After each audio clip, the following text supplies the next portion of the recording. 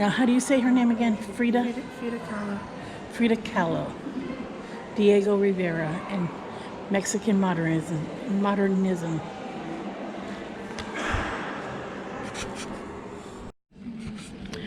We are in the first art gallery.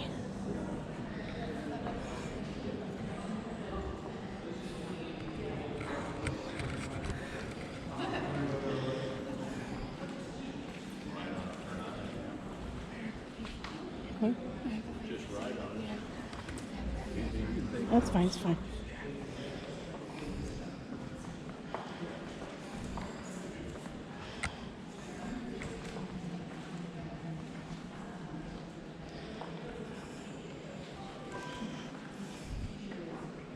That's up your alley there, Katie.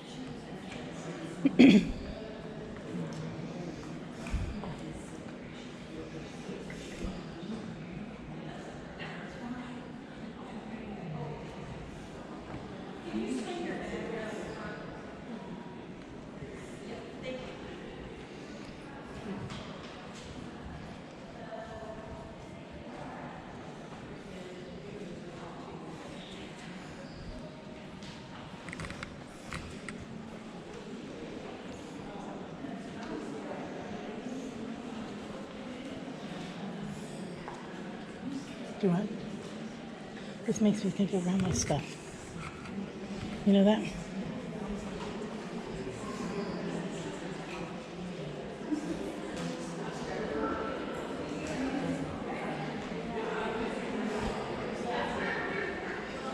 This is photography.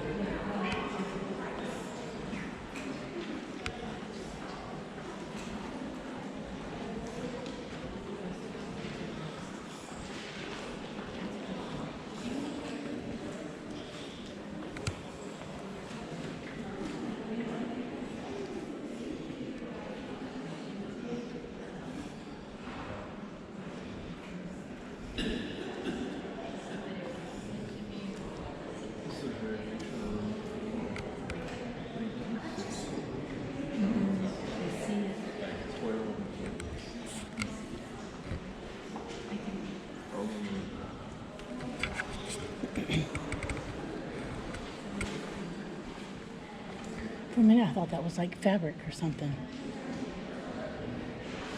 From the distance, kind of looked like suede.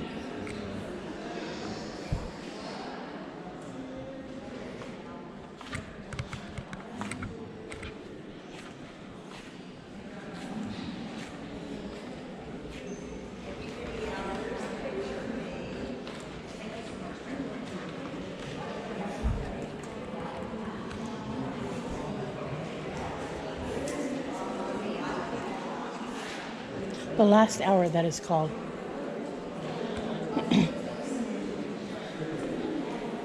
The healer.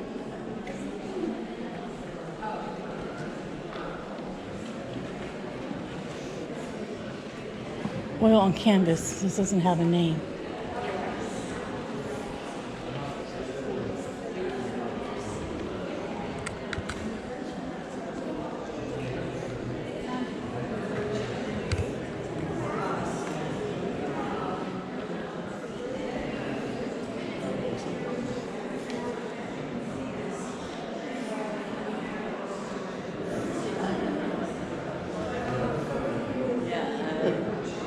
I thought that was kind of interesting.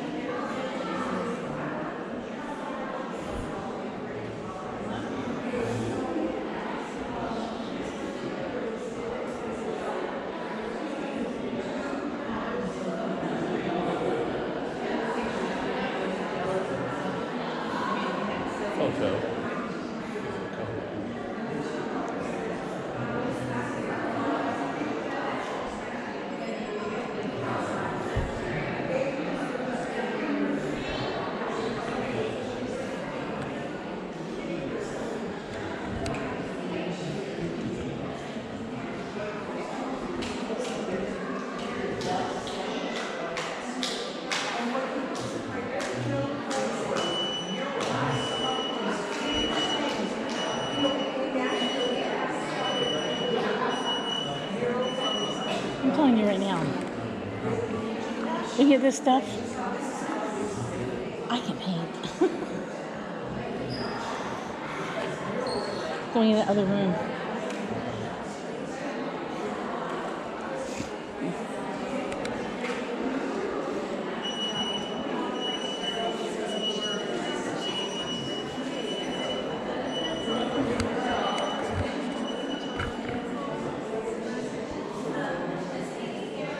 This room is probably about this lady here. I saw a movie about her.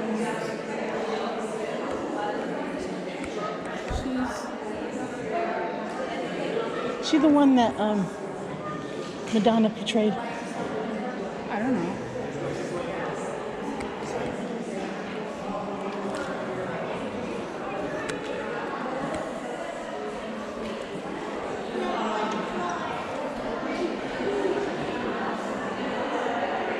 I think it is.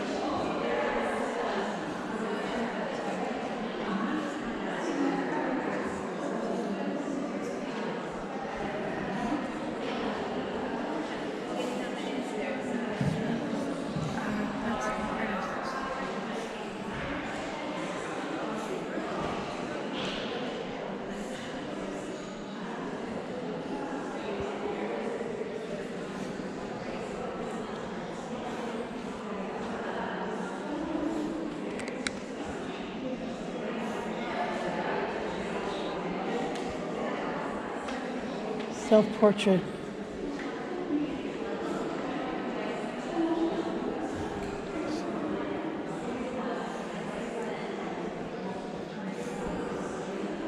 She did a self-portrait of herself. She even incorporated her mustache.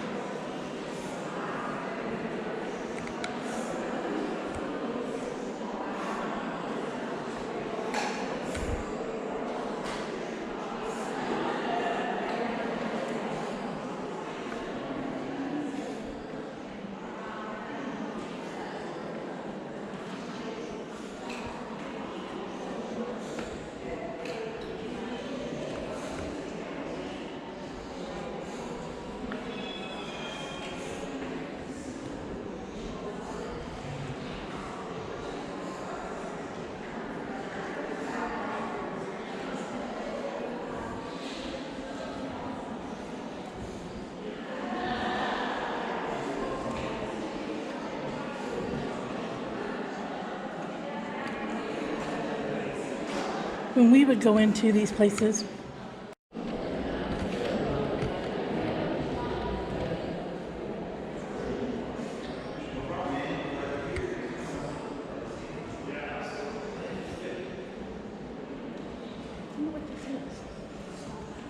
I realize that.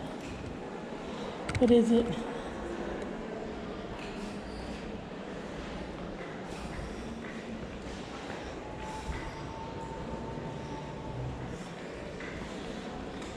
It's fiberglass and steel. I wondered if it was fiberglass or it was paper mache. But it's fiberglass.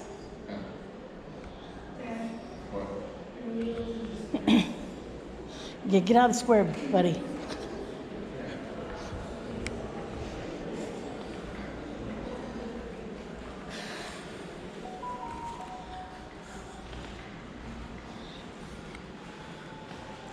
This is bronze. It's like it melted down.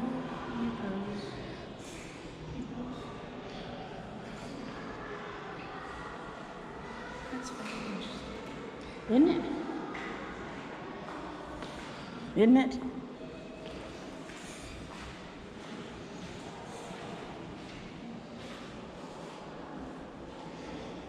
It is interesting.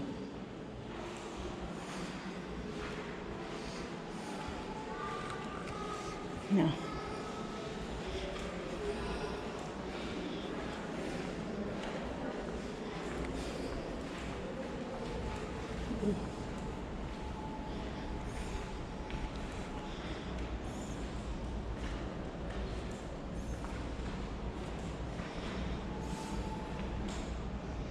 This is more fiberglass and steel.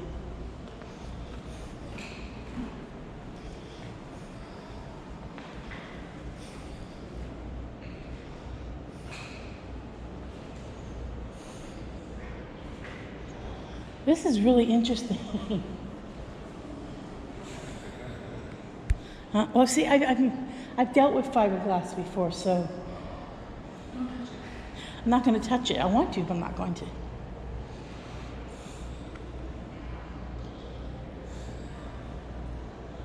That's really interesting. I really like this. I think this is really pretty. I think that's really pretty. Are you allowed to take home a souvenir? I hang that on the wall. This is another fiberglass piece the artist did. I didn't be okay with this little one.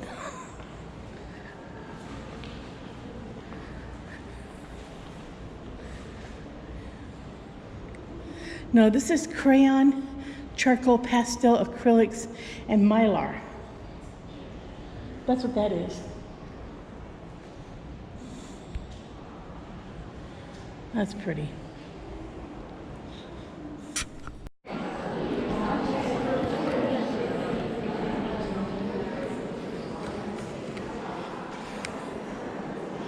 Okay. Yeah, she's very popular in this museum. This was Frida, the Mexican artist's personal style of clothing.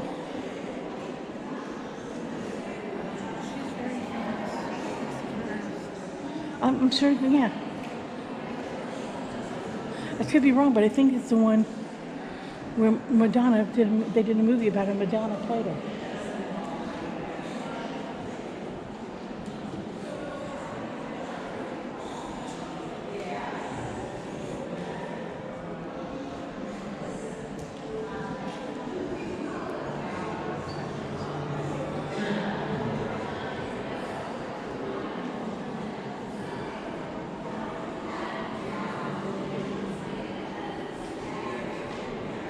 These must be replicas of her outfits.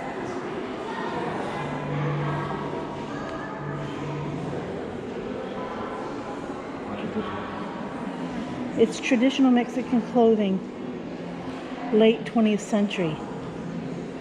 So traditionally, this is what she wore. Here's a picture. What? She was 1950s. I think that's her. Yeah. I mean, here's pictures of her in some of the clothing, style.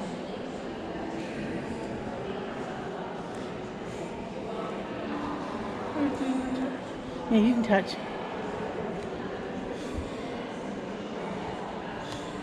Time of Carlos death. Frida's home in the suburb of South of Mexico City, where she was born and lived most of her life. Ownership of the home passed to Kalua in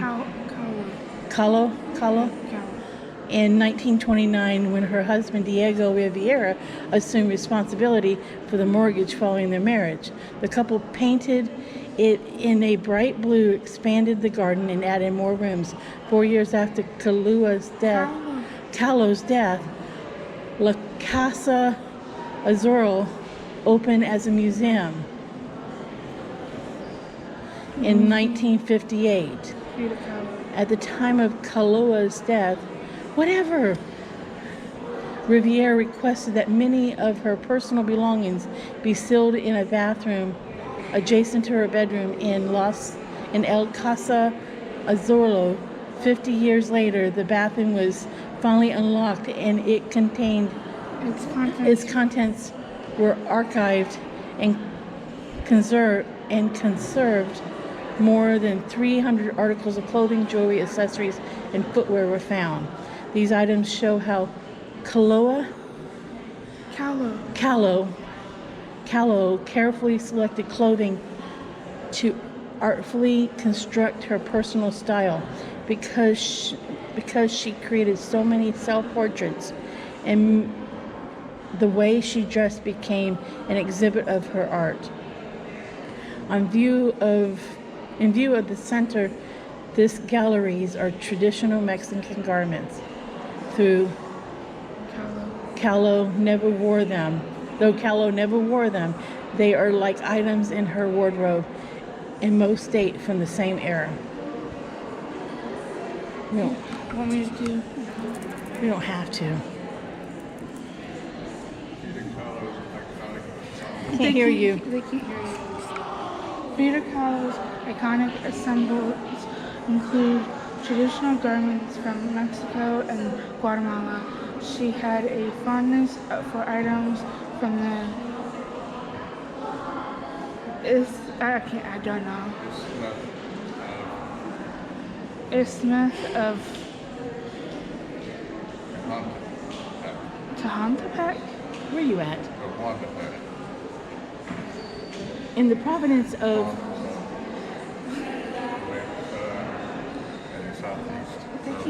southeast of Mexico. In the terms of a woman from the region, whatever this word is, the type of woman are known for their flamboyant dress. So where this artist came from, they flamboyantly dress. How do you say it again? Kaluas? Callow, interested in their custom was rooted in her political beliefs. The indigenous Zampotic people of I don't know how to say any of this. Here, you guys read it. I'll hold it for a minute, because I'm botching this whole thing up.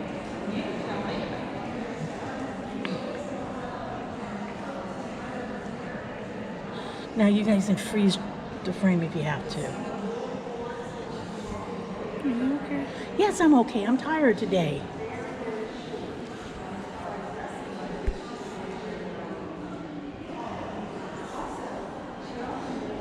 Whatever, if you want to push it, push it. There's some images of her dress. This is number one. It's a lace headdress with wide frill that frames the wearer's face. It's traditional. nothing. I don't know if they can hear you either.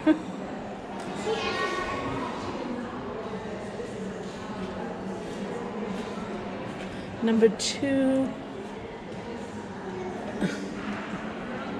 women favored long, loose skirts because of the high temperatures and strong winds where they lived. Different styles were worn based on the occasion.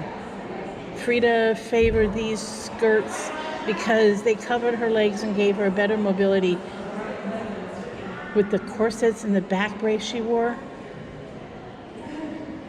I can't even say it.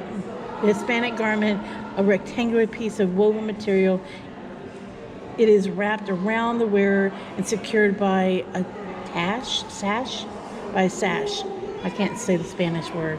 In recent decades, the enroy, whatever that word is, which has a waistband, has gradually replaced the enredo in popularity. The rambono is more casual style. It is for everyday wear.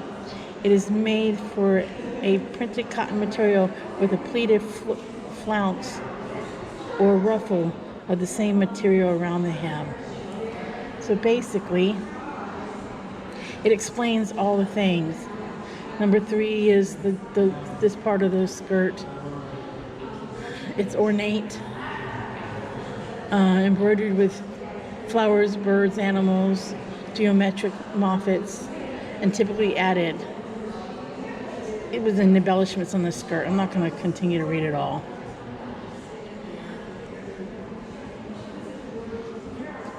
Four talks about lace florins attached to the bottom of the skirt. It trails the ground as wearers walk, easy to detach so it can be washed. So that's interesting.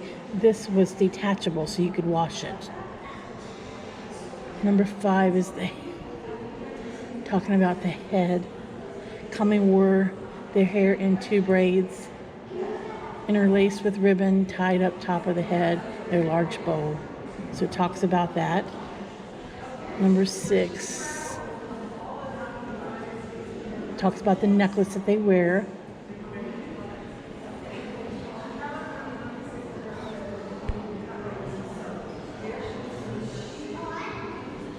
Number 7.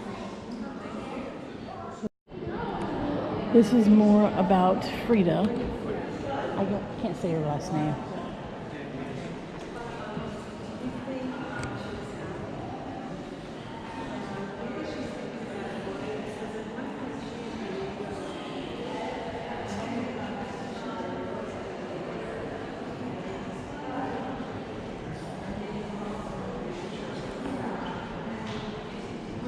That's creepy a little bit.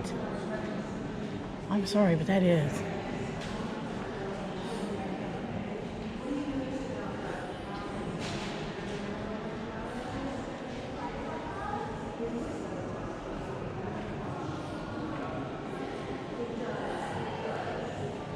I don't think I really like her work.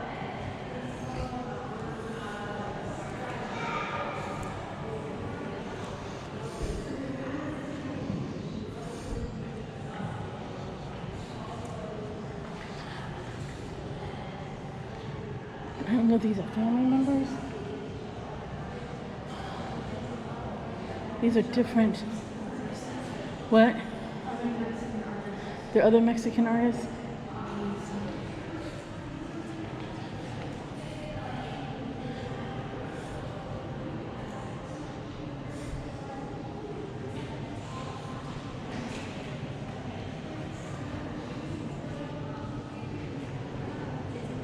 I thought I saw his name on the other side of the, on the other side. I thought I saw his name over there.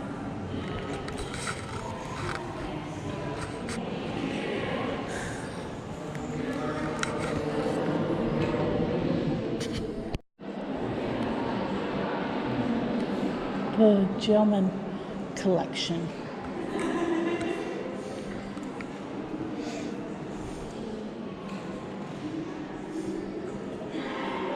This is a Mrs.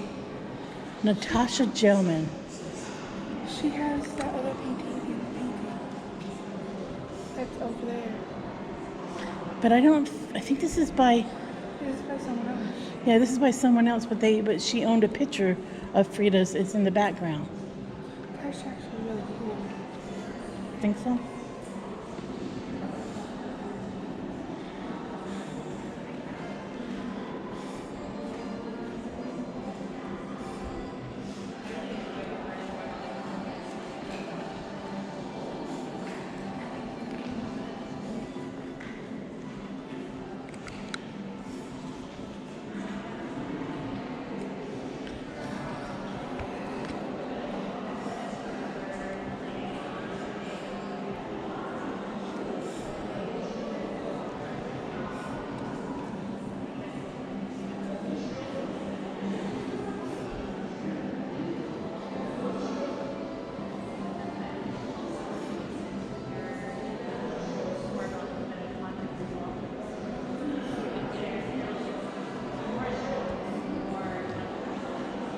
Where's Katie at?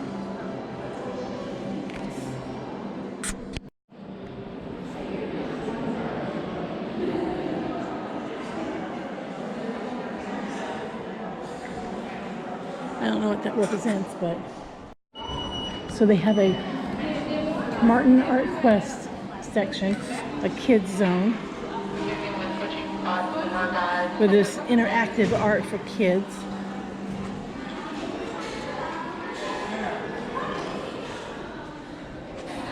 That looks like a giant light bright over there. That looks like a giant light bright. I had to think for a minute what it was called. Yes. But it does. It looks like a giant light bright.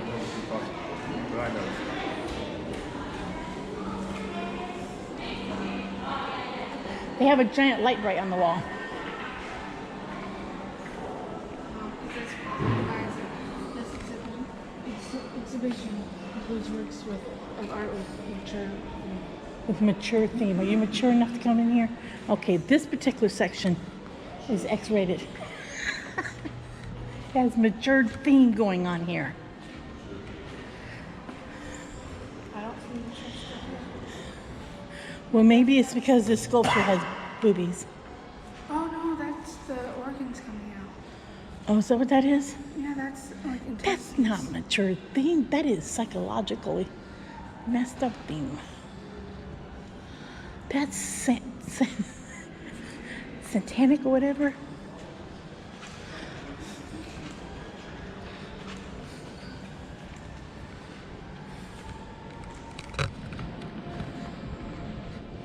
What the heck? Rocks. Well, look at that. That's what this one's about. American. I don't know how to pronounce it. Possess. Responses. American responses. Meaning what? American artists react to various ways to the war and to the influence of European surrealists who had relocated to New York City and across the country. Variations of surrealism are seen in paintings such as Jack Pollock's Waterbirds and Ashley Cork's Unattendable, which provoked automatic drawings on improvisational approaches using the reveal of, I can't even say half the big words, lying deep within the unconsciousness. Others relied less on pure random techniques as the Mark Rothko's Sirens Bulls, an abstract completion of clues to figure organs in antiquity following the surrealism. Okay, these people just have problems. In my head, in my opinion, some of this artwork probably good thing they're expressing themselves in art and not going out and killing somebody. Well, the one right there, where the guts are coming out of the stomach, that statue, or that piece of, wouldn't you rather see them express themselves that way than go cut somebody's gut open? Yes. Well, I'm just saying.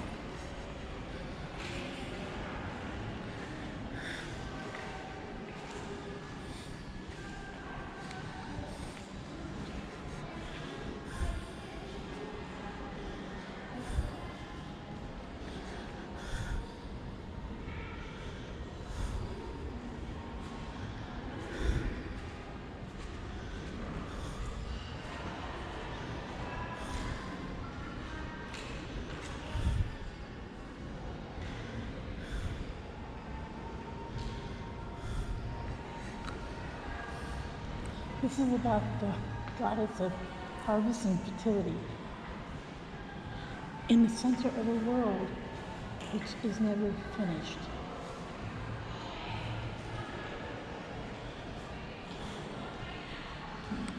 Okay? Excuse me. That explains it all?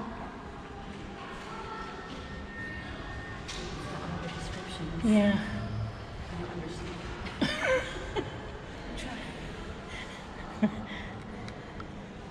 Okay, this explains that.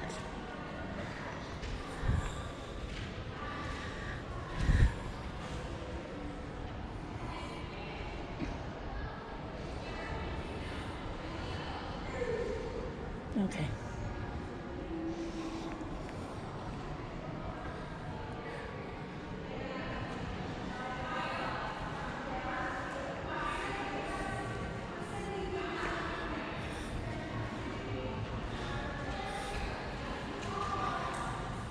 You know, but think about it. In some ways, artists are geniuses. Because if there's such a thought that they did this, because that's a painting, and that's the notes to that painting, okay? to put that to their expression, what's in their head, they are in a way geniuses. Mm-hmm. Just not putting it on, writing it on lined paper and explaining it. They're explaining it in art. Confusing, but explaining it in art. Yes.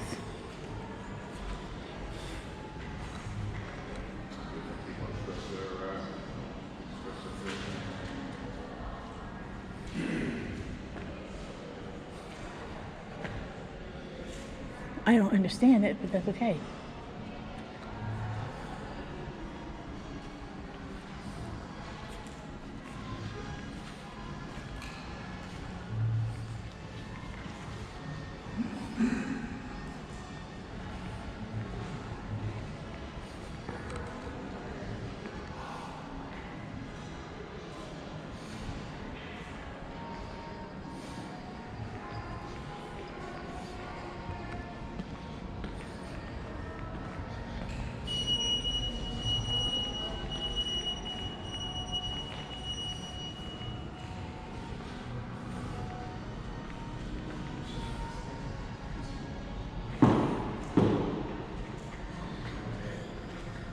I mean, if you watch a movie about an artist, like some of the old world-known artists, in times they say that they locked themselves in their studios and went insane until they came back out later after they finished a piece. So, you know, I compare it to like when I always say Stephen King, all his crazy stuff that he has done over the years.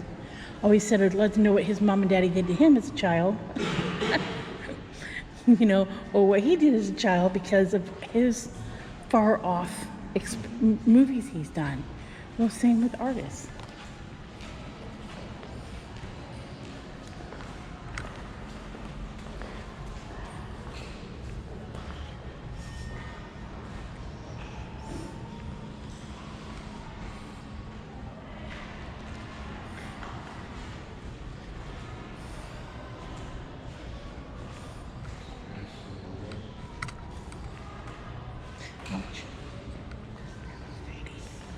It does kind of look 3D-ish.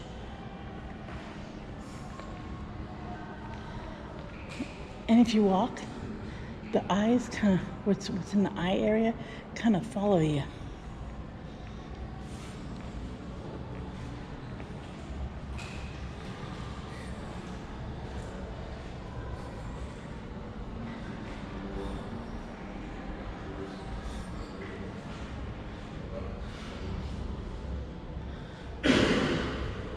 Forms in landscape.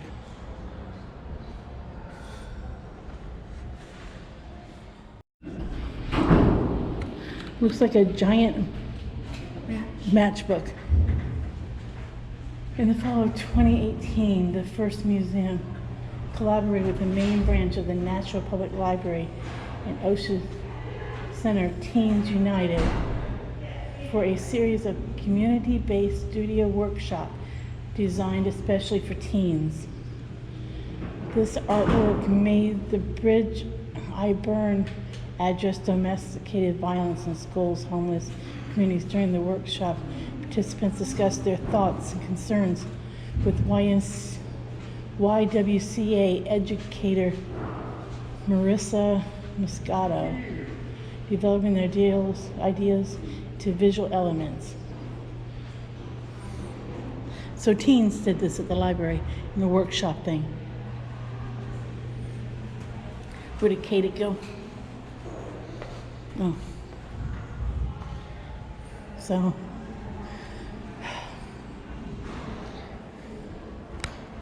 So this is the thing, you guys. When I come back to the First Museum of Art in Nashville, Tennessee, yeah. My daughter is happy we're here today because she had the Frida Kahlo exhibit, and she likes her artwork. I don't like it. So I'm doing the whole museum because I paid for it. But if you are interested in a certain type of art, and their exhibits are for 3 months long, so that Frida, whatever, she'll be here for 3 months. So they change every 3 months. So it's that quarterly. So 4 times a year they have a different art exhibit. So if there's a certain art exhibit or a certain style of art you're supposed to come check out, if you have a professor who says, oh, go to Nashville and go see such and such exhibit because they're displaying it right now, well, then that's fine. But as far as if you just popped in here for the weekend and it's across the street from your hotel, which it is, go online and see what artist is being exhibited before you spend your money here, unless you just like all kinds of art and just want to do it, because I would definitely want to know who the artist is before I come back again. What artist is being exhibited? I saw that Frida was, and I was okay with it. My daughter saw that Frida was the artist, and she's okay with it. But I have not enjoyed this. I didn't realize. I really haven't. And I like Spanish influence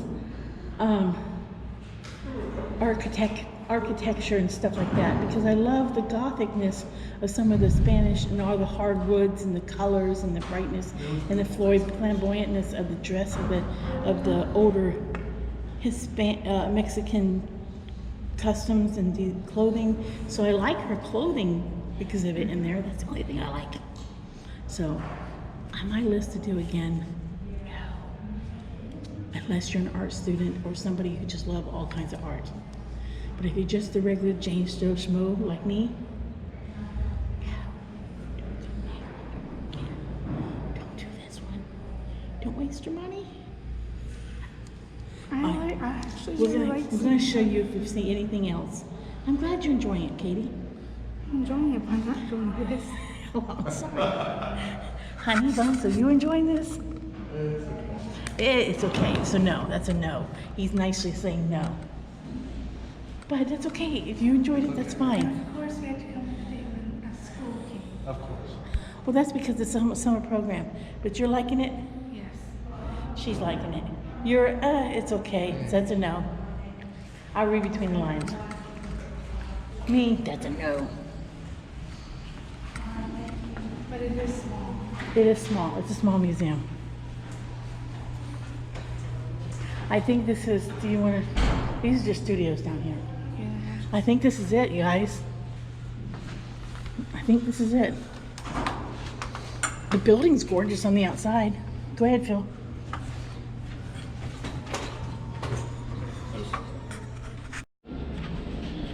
Okay, here's the gift shop.